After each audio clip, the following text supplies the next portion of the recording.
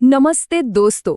आज के इस खास विश्लेषण में हम एक ऐसी कहानी की गहराई में उतरने वाले हैं जहां रहस्य, पुराने मिथक, इंसानी लालच और अटूट आस्था ये सब आपस में बहुत ही जबरदस्त तरीके से टकराते हैं। तो चलिए एक ऐसी अराजक लेकिन बेहद रोमांचक दुनिया का सफर शुरू करते हैं जो आज भी पीढ़ियों पुरानी मान्यताओं पर टिकी है। यकीन मानिए, ये एक ऐसा सफर है जो गहराई से सोचने पर मजबूर कर देगा। चलिए इस पूरी कहानी की गहराई में चलते हैं। बात है 1850 के दशक की। एक ऐसा राजा जिसके पास सच में सब कुछ था, बड़ा साम्राज्य, परिवार, बेशुमार दौलत। लेकिन उसकी रातों की नींद पूरी तरह उड़ी हुई थी, उसे कोई शांति नहीं थी।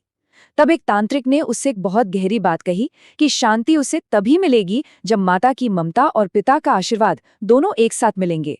बस इसी परम शांति की तलाश में वो राजा अपना सब कुछ छोड़कर घने जंगलों की तरफ निकल पड़ा। हम देखिए ये कालचक्र कैसे आगे बढ़ता है। जंगल में राजा को वो शांति एक अलौकिक शक्ति यानी देव के रूप में मिली। 1850 के दशक में राजा ने देव से शांति मांगी और बदले में देव ने शर्त रखी कि राजा को अपनी सैकड़ों एकड़ जमीन वहां के स्थानीय गांव वालों को सौंपनी होगी। तो एक बहुत ही पवित्र समझौता हुआ। फिर दशकों बाद राजा के ही एक वंशज ने उस जमीन को वापस छीनने की कोशिश की, लेकिन रहस्यमयी तरीके से कोर्ट की सीढ़ियों पर ही उसकी मौत हो गई। और आज के समय में वो पुश्तैनी जमीन एक बार फिर से विवादों के घेरे में है। भाग 1, राजा और देव, एक प्राचीन समझौता जिसने इस पूरी कहानी की नींव रखी। अब यहाँ जो सबसे दिलचस्प बात है वो ये समझना है कि आखिर ये देव जिन्हें पंजुर्ली कहा जाता है हैं क्या। देखिए, ये कोई साधारण मूर्ति नहीं है। गांव वालों के लिए देव एक बेहद शक्तिशाली स्थानीय देवता हैं जो उस जंगल, उस जमीन और वहां के लोगों के बहुत ही उग्र रक्षक हैं। और सबसे खास बात पता है क्या है? देव सीधे तौर पे गांव वालों से बात करते हैं, लेकिन एक चुने हुए इंसान के जरिए। एक विशेष अनुष्ठान होता है जिसे कोला कहते हैं, जहां वो इंसान देव का नृत्य करता है। तो असल में इस पूरे समुदाय का विश्वास और अस्तित्व ही इसी रक्षक शक्ति के इर्द गिर्द घूमता है। भाग 2, फॉरेस्ट अफसर का आना और आधुनिक नियमों का दखल। कहानी अब नए दौर में पहुंचती है। तो आज का जो आधुनिक संघर्ष है वो एकदम साफ है। एक तरफ है फॉरेस्ट डिपार्टमेंट का नया कड़क ऑफिसर मुरली।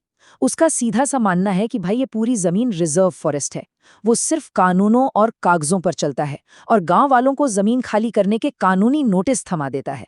वहीं दूसरी तरफ है गांव वाले जो सदियों से वहां रह रहे हैं। उनका दावा किसी सरकारी कागज पर नहीं बल्कि राजा के उस पुराने वचन और देव के आशीर्वाद पर टिका है। अब आप खुद सोचिए, दोनों ही अपनी अपनी जगह एकदम अडिग हैं, कोई पीछे हटने को तैयार नहीं।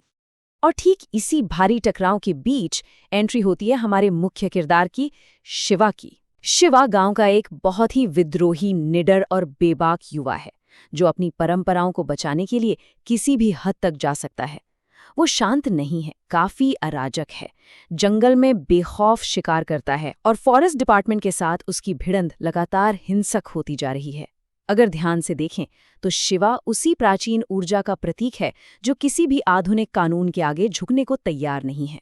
भाग 3, जमींदार का रहस्य यानी साहब का छिपा हुआ लालच। असली खेल यहाँ से शुरू होता है।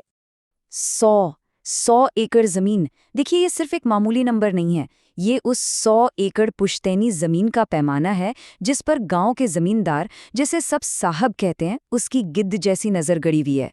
ये वही बेशकीमती जमीन है जो उसके पूर्वजों ने गांव वालों को दी थी, लेकिन अब उसे ये किसी भी कीमत पर वापस चाहिए। उसके लालच की कोई सीमा नहीं है दोस्तों, और सच कहूं तो आस्था या भगवान से उसे रत्ती भर भी कोई लेना देना नहीं है। तो यहाँ सबसे अहम बात यह है कि साहब ने अपना जाल कितनी चालाकी से बिछाया है। पहला कदम, वो गांव वालों के सामने उनके सबसे बड़े मसीहा और रक्षक बनने का नाटक करता है। दूसरा कदम, वो सख्त फॉरेस्ट अफसर को एक मोहरे की तरह इस्तेमाल करता है ताकि गांव वाले सरकार से उलझे रहें और उनका ध्यान भटक जाए। और तीसरा कदम, जब सब आपस में लड़ कट रहे होते हैं तब वो गुपचुप तरीके से जमीन के कागजात अपने नाम पर करवा लेता है। उसने मतलब बड़े ही चतुराई से पूरी की पूरी बिसात ही पलट दी। भाग 4, गुरुआ की हत्या। यहाँ हम देखेंगे कि लालच अपनी सबसे खौफनाक हद तक कैसे पहुंचता है।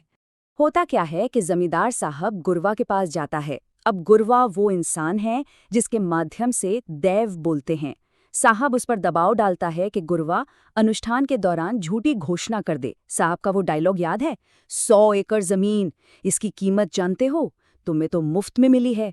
ये साफ दिखाता है कि उसके लिए सदियों पुरानी आस्था की कोई कीमत नहीं है, उसके लिए सिर्फ और सिर्फ दौलत ही सब कुछ है। चलिए आगे बढ़ते हैं और देखते हैं कि ये साजिश कैसे अपना रूप लेती है।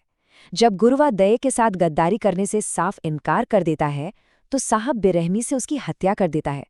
और उसकी धूर्तता तो देखिए, वो लाश को ले जाकर सीधा दये के मंदिर के सामने फेंक देता है। उसके बाद वो बड़ी ही चालाकी से गांव वालों को भड़काता है कि ये खून उस सख्त फॉरेस्ट ऑफिसर ने किया है। और इसी भारी उथल-पुथल के बीच शिवा को भी एक पुराने मामले में जेल हो जाती है।